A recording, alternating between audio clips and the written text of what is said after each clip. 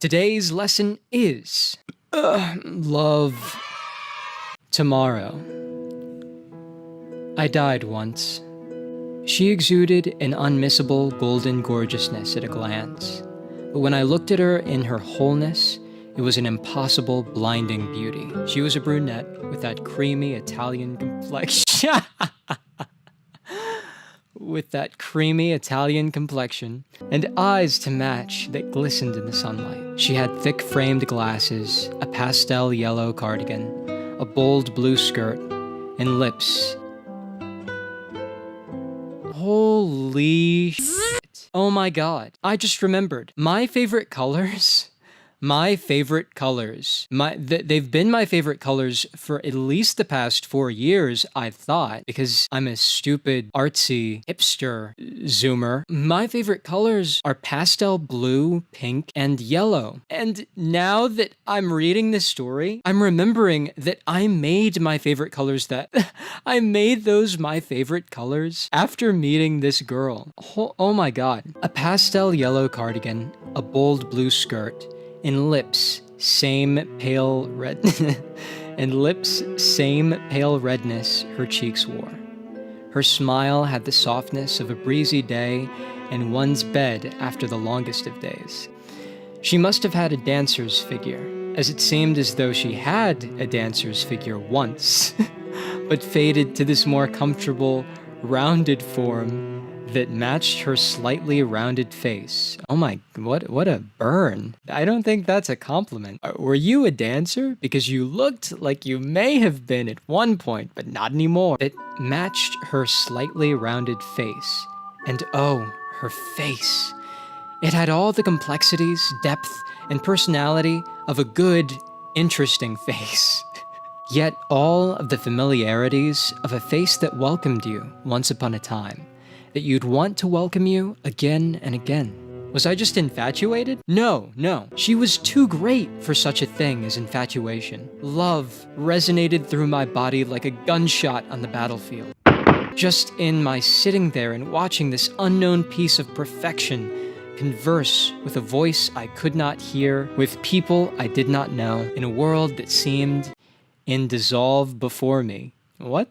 Did I have a stroke while writing this?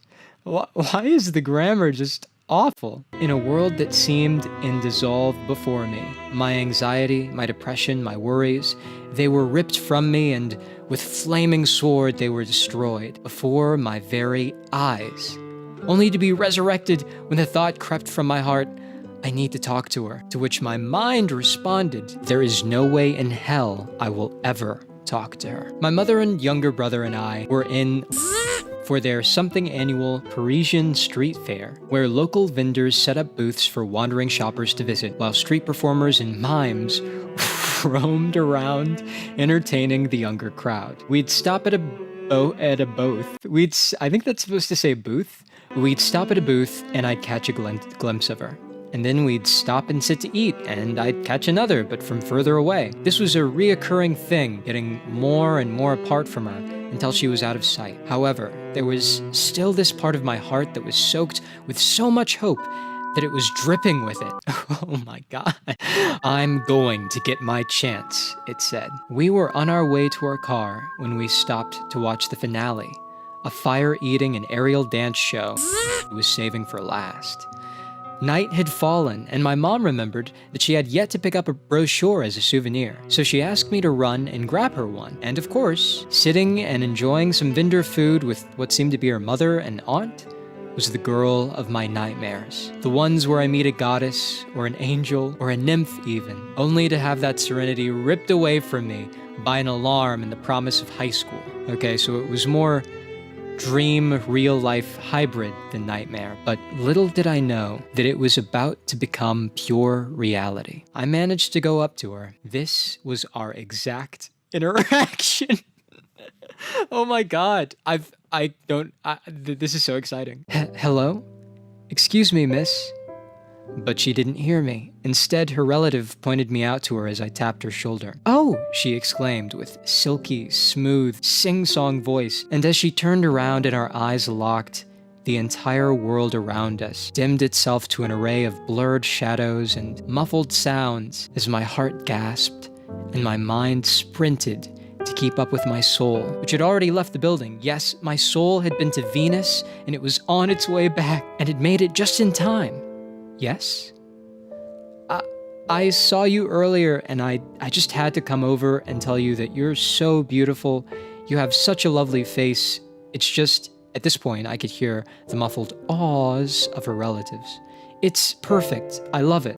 You've got a perfect face, kid. I love it. Can I buy your face from you? How much for your face? 20, 50? And as I said this, my anxiety, my depression, my worries, they were ripped from me, and with flaming sword, they were destroyed before my eyes as I hardly waited for her symphonic thank you. As I strutted away with this newfound confidence and joy, I had talked to her, and I returned to my mother and gave her the brochure, only for my ailments to be resurrected when the words crept from her. Let's go home. The shock ran through my body like a sword slicing through my heart. No, I thought. She's gonna pass us by, and then she'll see me and talk to me again, and we'll exchange numbers, or I'll at least learn her name. I have to learn her name. But by the time I gained the courage to tell my mother this, we were on the highway. What? Oh my God. Not even a mile away from the show, but by the time we would find an exit and turn back, the place would be cleared out. So I bled, and not blood, but that hope my heart had been dripping.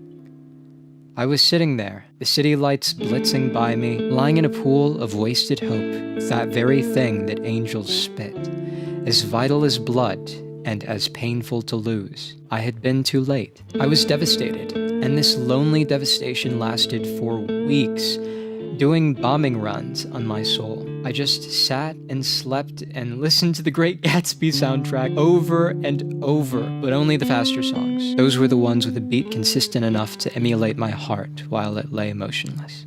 But somehow I let myself listen to the last song in the soundtrack. I was dead, I imagine, too far out of my body to turn on my phone and press the next song icon. It was a slow orchestral track that flowed and swelled and was as soft as her smile that day. And this built up on itself until Tobey Maguire recited the last two lines of chapter 9 of my favorite book, The Great Gatsby. Gatsby believed in the green light, the orgastic future that year by year recedes before us. It eluded us then, but that's no matter. Tomorrow we will run faster, stretch out our arms farther, and one fine morning. So we beat on, boats against the current, borne back ceaselessly into the past.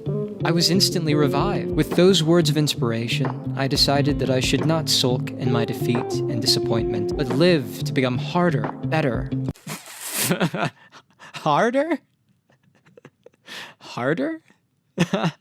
I decided that I should not sulk in my defeat and disappointment, but live to become harder, better, faster, stronger, for the next day, for the next hour, for the next second. Maybe we'd be ready for the next time. Wait, what? Maybe we'd be ready for the next time? And maybe, just maybe, I would see her again. Only tomorrow would tell. Here's another story. The story about how I told this to my class. We were told to write a paper using the prompt tomorrow. All of us had to get up in front of class and tell this story. I was so emotionally distraught and believed so fully that I was in love with this girl that I was in tears. My senior year of high school, in front of 20 of my peers and my teacher, sobbing as I read this paper. I wish that I was joking. I was just standing there, my eyes and cheeks red from just pouring tears. I think that was like one of the first times I had ever cried in high school. Oh my God, that was so awful. Just remember to love yourself. You know, you should, and we all should, work to better ourselves. Maybe not because of the prospect of meeting someone in the future or that person that we have feelings for liking us back, but really because we have love for ourselves. I've hated myself for a really long time, And I'm trying to change that, and I'm trying to have more love for myself. So today I'm going to focus on that, and I hope that wherever you are, whether or not you are alone or if you're with someone, I hope that you do spend some time today to love yourself. And if you can't, then at least hate my past self with me, collectively. Let's all hate my past self for not talking to this girl because he was such a And, yeah, watch more Cringe Class. That'll make you feel better about yourself. Bye. I love you.